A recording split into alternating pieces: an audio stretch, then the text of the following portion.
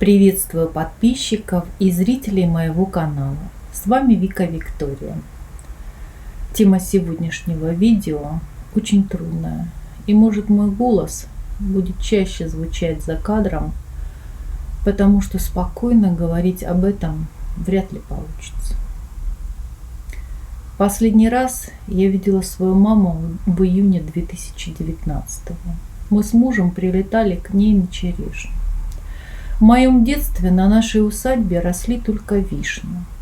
С тех самых пор климат изменился, и за мое отсутствие выросли черешни. Это был маленький кусочек счастья в родительском доме. Рака еще не было. Он, конечно, был, только про него никому не было известно. По меркам Донбасса Артемовск – маленький городок районного масштаба. И в страшном сне не могло присниться, что он станет стратегической фортецей Бахмута. Вокруг степи, чернозем, ткни палку, и она будет расти. Только елем наш горячий воздух был не к душе, поэтому праздничной елкой считалась сосна. Зато шампанского к Новому году и вообще было завались свой завод шампанских вин союзного значения. Моя любимая тетя Лариса, жена папиного родного брата, работала в НИИ «Соль». Из окон ее квартиры в панельной пятиэтажке была видна моя школа. Школа номер 12.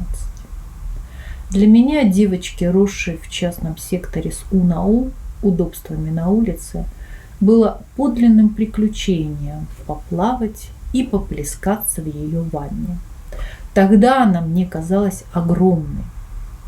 У тети в гостиной на серванте стоял большой кристалл каменной соли, похожий на кристалл льда, подаренный Каю Снежной Королевой. Кристалл этот был из шахты. Его непременно нужно было подержать в руках и обязательно лизнуть. Моя мама работала неподалеку, в ателье мод номер 7. У меня были самые красивые новогодние костюмы снежинок, бусинок, клубничек. И даже однажды я была царевной, у которой во лбу звезда горит. Она, конечно, горела не во лбу, а в короне, потому что папа-электрик подвел к ней проводки, а в мою руку вложил маленький выключатель, и я зажигала лампочку по своему велению. Отец был специалистом такого уровня, что часто по ночам я просыпалась от громкого страшного стука в окна. Это за папой в ночи приезжала аварийка, потому что город стоял без электричества, а утром должен был быть выпечен хлеб. Я спрашивала этих дядек, нет ли у них других мастеров, а они смеялись и отвечали, другие-то есть. Но электросеть может починить только твой батя. На работе его называли уважительно Борис Петрович. Когда я покупала батон белого хлеба, я всегда с гордостью думала, что мой папа починил свет, чтобы его выпекли. Всеми своими достижениями я обязана моим родителям. Папа проводил меня по жизни только до 30. Умер внезапно, не дожив даже до пенсии. Может, потому, что главным для моей мамы были дети. Я видела, что матери тяжело доставались материальные блага и удобства. Они с отцом всю жизнь строили дом.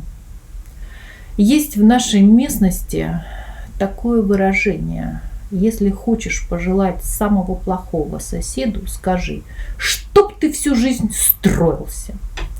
Поэтому в детстве я ничего особо не просила и не требовала у родителей. Обходилась без импортных шмоток и фирменной джинсы.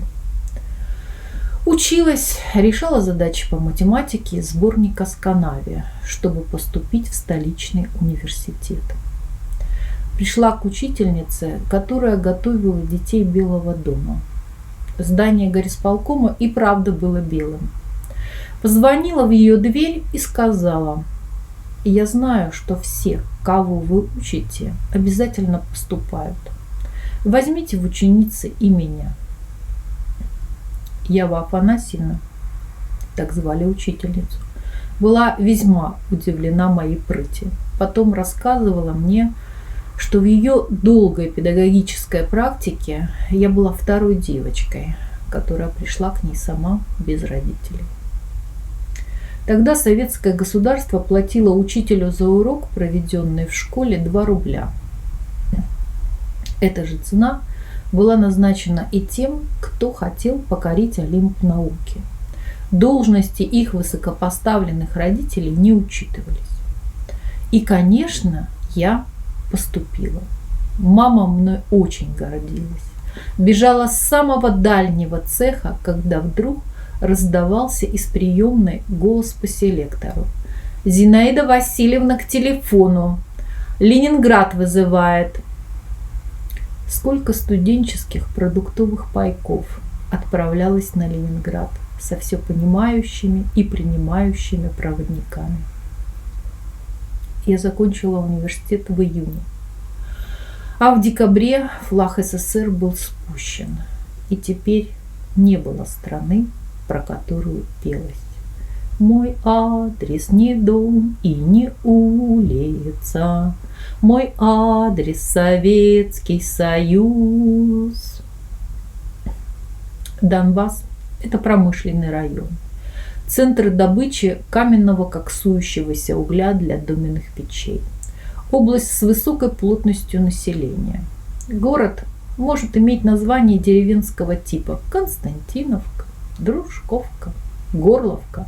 Но чтобы доехать всего 90 километров до Донецка, час нужно потратить на проезд через Горловку, население которой 800 тысяч.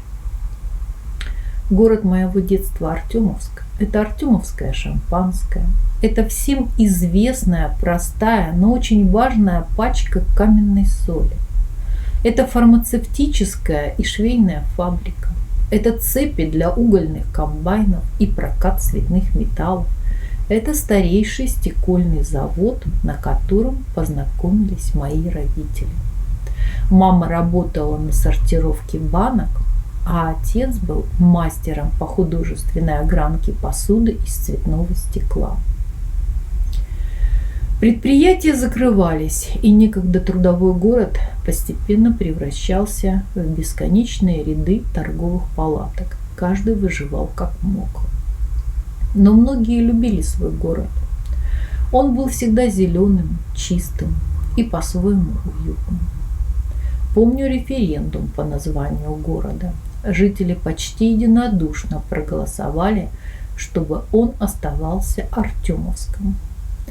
Но Порошенко сказав повернути історичну назву.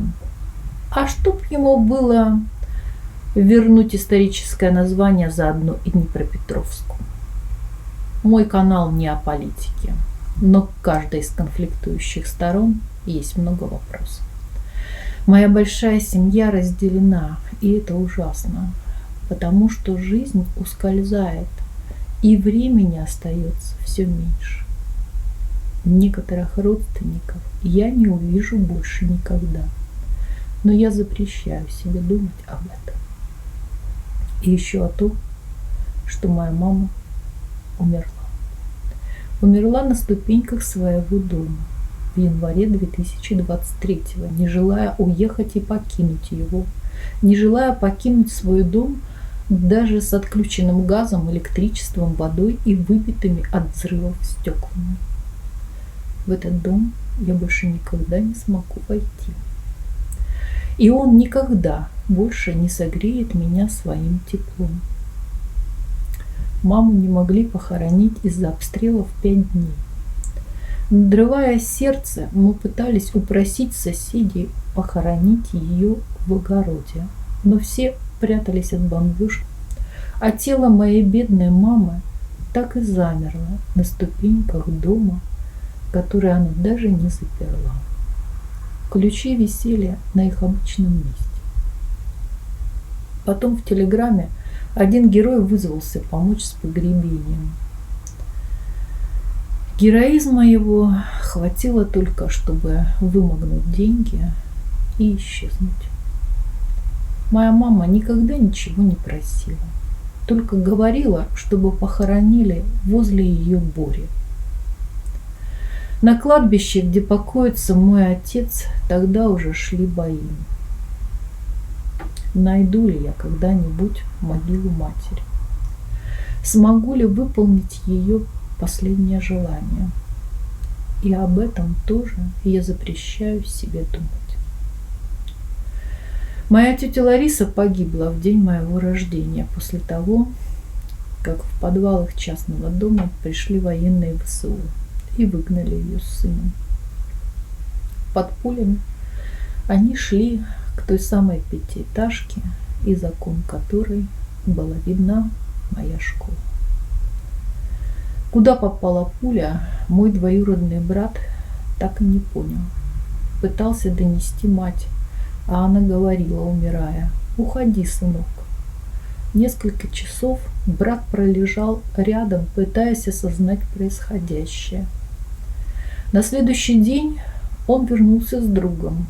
Донесли тело к уже сгоревшему дому и в огороде похоронили мою с детства любимую тетю Ларису. А это ведь дядя Саша, ее муж и родной брат моего отца, дал мне имя Виктория, чтобы побеждала. И еще один родственник умер от инсульта. Любил он голубей, построил для них несколько домиков.